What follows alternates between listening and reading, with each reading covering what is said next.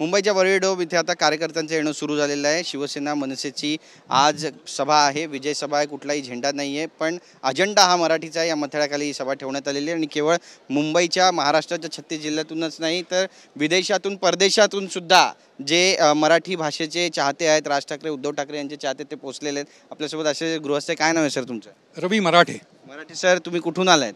Richmond Virginia अमेरिकेतून आलो। अमेरिकेतून थेट इथे आलात आणि मराठी प्रेमापोटी तुम्ही या ठिकाणी पोहोचला आहात। आजचा दिवस तुमच्यासाठी किती खास आहे? अत्यंत भाग्याचा आहे आणि अतिशय आनंदाचा आहे। दोन गोष्टींसाठी की यातनं एक मराठीचा जो आवाज आहे तो परत जोरदार वाजतोय आणि त्याच्यापेक्षा महत्त्वाचं म्हणजे दोन ठाकरे बंधू एकत्र येत आहेत बऱ्याच वर्षांनी, ज्याची बरेच दिवस सुप्त आकांक्षा मराठी जनतेच्या मनात होती।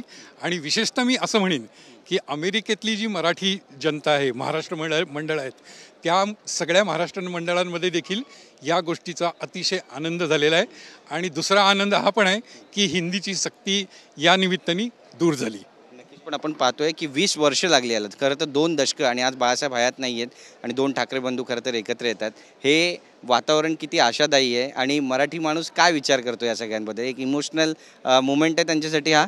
नक्की हा नक्कीच एक इमोशनल ज्याला मुवमेंट तुम्ही म्हणलात तोच आहे।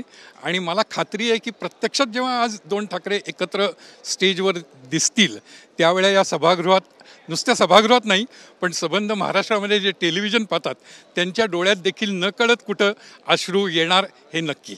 नक्कीच आपण पाहतो गेल्या अनेक दिवसांपासून खरं तर मराठीवर जो अन्याय होतो आहे, हिंदी भाषेची सक्ती होते आहे, गुजराती म्हणतात की आम्ही मराठी म्हणणारच नाही, बोलणारच नाही, तुम्हाला काय करायचं ते करा, थेट आव्हान आहे एक प्रकारचं।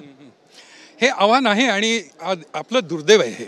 आणि याचं कारण म्हणजे राजसाहेब जसं नेहमी म्हणतात की तुम्ही जेव्हा तामिळनाडूत जाता किंवा बंगालमध्ये जाता तेव्हा तिथली लोकल भाषा जी असते तीच बोलली जाते।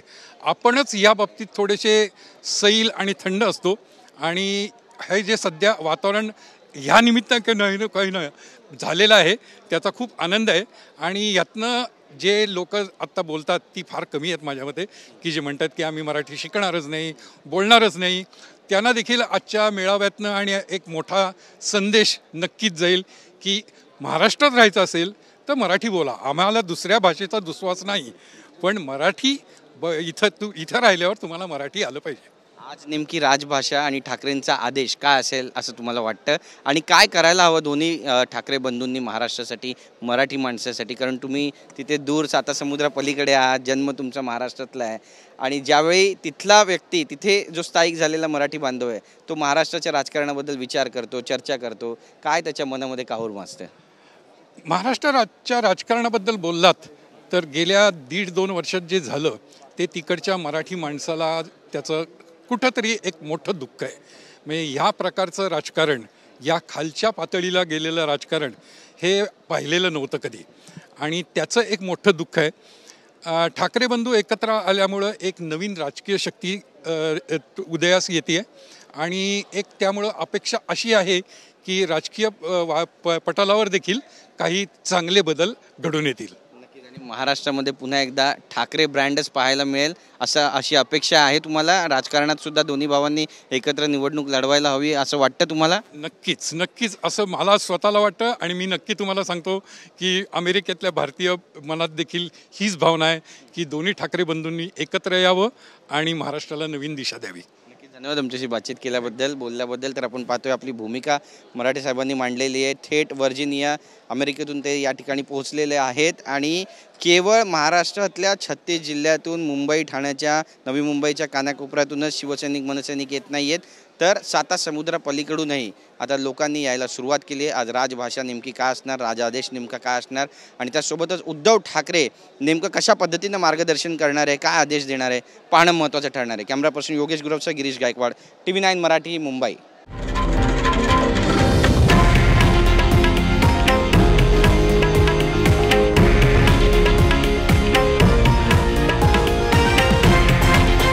हे आहे देशातील नंबर 1 न्यूज नेटवर्क आणि आपण पाहत आहात TV9 मराठी, एकमेव।